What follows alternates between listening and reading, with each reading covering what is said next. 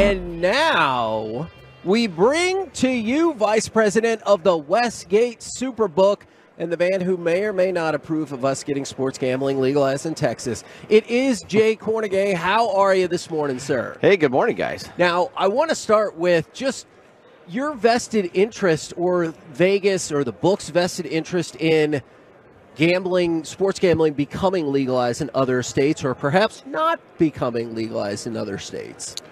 Well, when it first was announced that it was going to expand and PASPA was overturned, a lot of people out here thought it was a threat. They weren't too excited about it, but there were a number of operators that looked at it as an opportunity, including us, because we were going to expand our brand, and that's exactly what we've done. We now operate, including Nevada, 9 different states. Do you look at, is Texas one that, because obviously a lot of money has started to come in, both for and against, political clout, both for and against.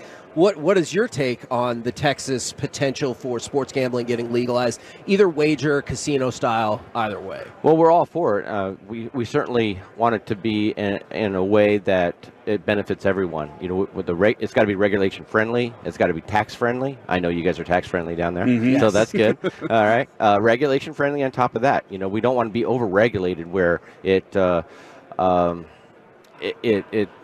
when it's over-regulated, we have to book a certain way. We have to offer certain things that basically share the cost with the consumer. So you don't want to over-regulate it where we have, instead of $1.20, you guys got to lay $1.30 on things. Yeah. And so it costs more for the players to wager on sports. So it's if it meets those, that criteria where it's tax-friendly and regulation-friendly, we're all for it.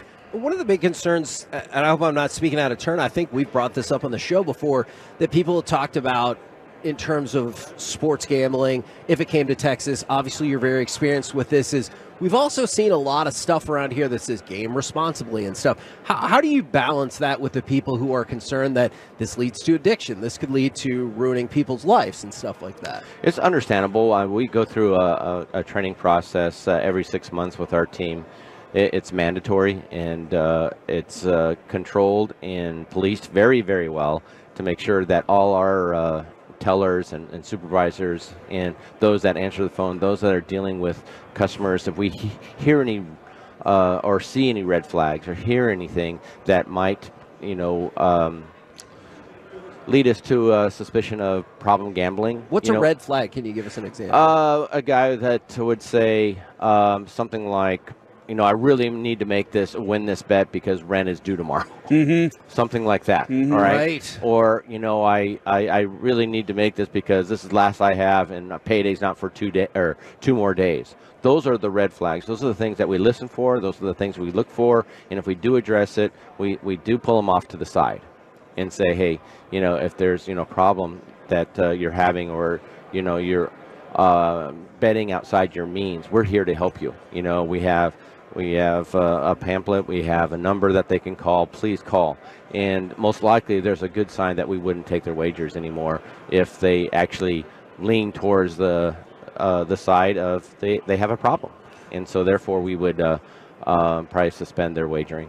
Do you think there'll come a time where you will have gambling inside arenas, stadiums, Texas Rangers, for example? I know we're still in the state of Texas, but you could go and say, I think Evan Carter's going to hit a double today. Like, do you think that is going to happen at some point in our lives? Yeah, I'm not. You're talking about micro betting. Micro betting to me is a little overwhelming. Okay. Sure. I'm not saying every play, because it's because of the timing of it. Most of the TV feeds or the streaming feeds are very much delayed to the field of play, and so you wouldn't be able to make those, and it's very frustrating for players. Like, wait a minute, I can bet this. They haven't, he hasn't even got up to the plate yet, and actually he's already in his third ball, right? And so that's one part I don't like. Plus, that's very addictive. Yeah. That's a little overwhelming to sit there and bet on every single play or pitch or at bat. It's challenging for the operators to offer a product like that, and certainly it's a lot of betting. And you don't really put too much thought into it. You're just going, I think he's going to get a double. I think he's going to get on base. It's not really true handicapping. You're not really looking at it as a source of entertainment.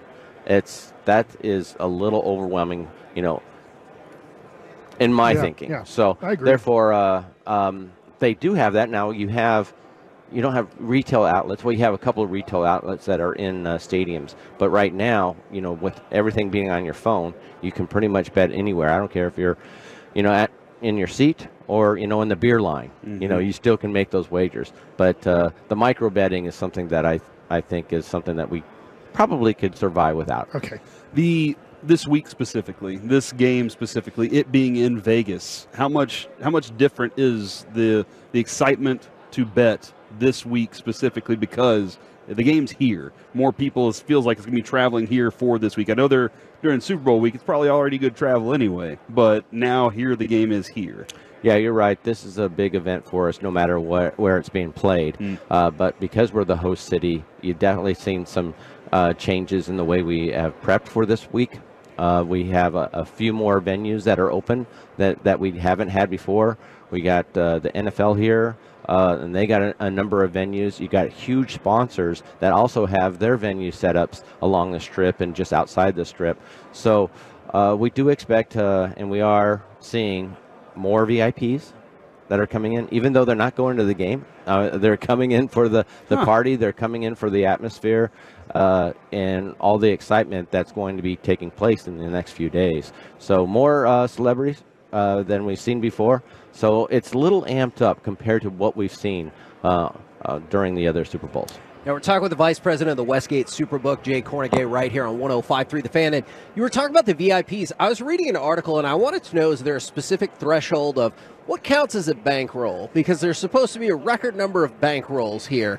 And I was like, that sounds like a vague term. Is there some specifics that go along with that? A bankroll. Yeah, do you set that at you're like, that person's got $300K to go. That's a bankroll. Yeah, well, it's all relative.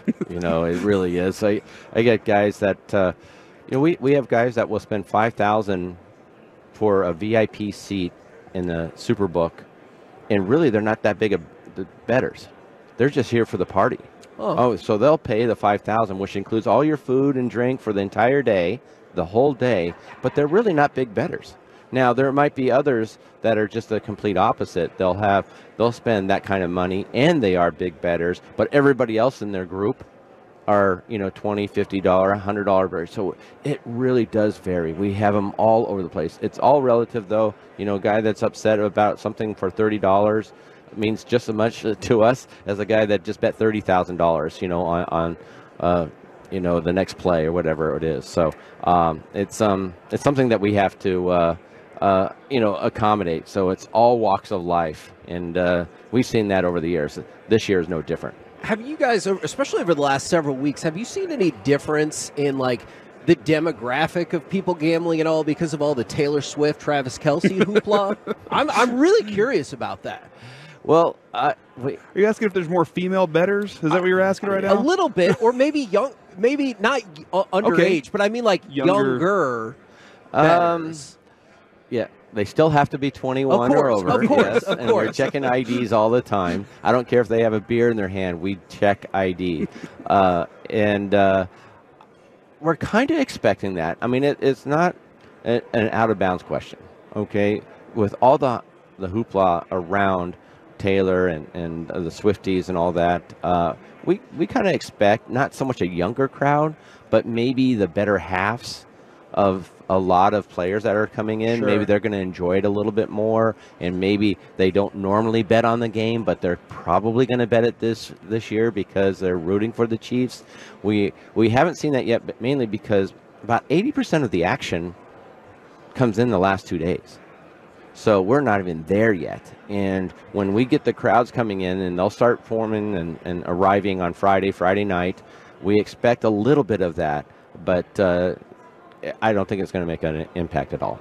I know this might not be for the people listening and who's going to win or this and that. I know you're not here for that, but when it comes to, we have a guy, Brian Broaddus, and his son loves sports, and he's thinking about wanting to be a line setter. How long does it take to be educated enough to set a line in a professional game? Okay, I need you to combo answer this question. Okay. How does somebody go from getting a bachelor's degree in restaurant business management to go down this route? So if you could combo answer that question, I really want to know that. You know, my degree is in restaurant management, and from Colorado State University. I never thought I was going to be a bookie, okay? But even to this day, after 37 years in the business, we're still learning. You know, and there's just so many nuances, so many variables, and every situation is just a little bit different. It does take a certain skill set, you know, critical thinking of, you know, numbers, crunching those numbers, evaluating the situation. It does take a little bit of a feel. All right, I don't want to sound corny, but it's somewhat of an art form at times. Yeah. Now, I know we got AI on the horizon. We have analytics, and we use all that too. But still, today, analytics and AI are not perfected. I mean, we can prove that almost any weekend. Just come in, and I'll show you AI that's totally off because they're not including all the variables that you need to. So, to answer your question, it does vary. I mean, there's some guys that really take off and takes a couple of years of experience, and then they start to get the feel of all the different things that we look for. And every time we move a line, there's 10 things that go through our head before we move that line. And 2 minutes later, something else is moving, and there's 10 different things that go through our head. So it does take some time, takes experience to be a true odds maker or bookmaker. Odds maker is a little different because, I mean, when describing a bookmaker is one that, you know, takes the bets and moves the line.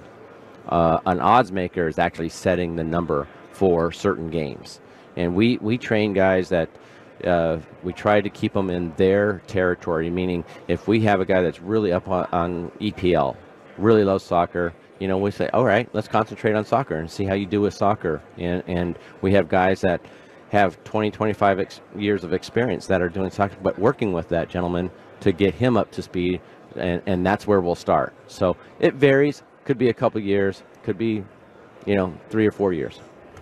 Man, excellent insight. And by the way, sounds like I'm leaving radio. In case you needed further proof, if you were gambling on all these things, you would have won the Las Vegas Journal Review football pool this year with a 70% mark. 70.2% win rate this year. Is that correct?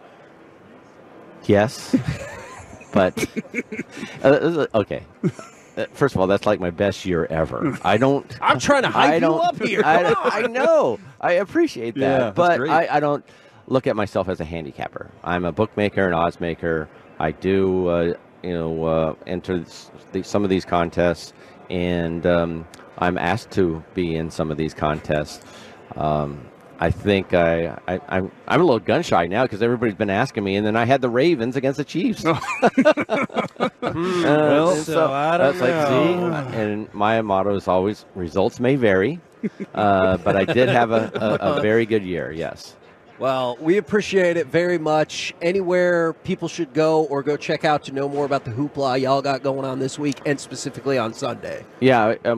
As I mentioned earlier, we operate in 9 different states, including Nevada. You can go to superbook.com to check out our operation and our numbers there. You can check out supercontest.com. That's our national contest. That's not available in every state. We're working on that. We're going to try to offer that next year in as many states as we can. And then, of course, westgatelasvegas.com, which is our home here in Las Vegas. That will tell you everything that we have here going on, all the different venues that we have that will be taking place this weekend. Jay, appreciate it very much. Good, sir. Everybody, Jay Kornegay right here on 105.3 The Fan.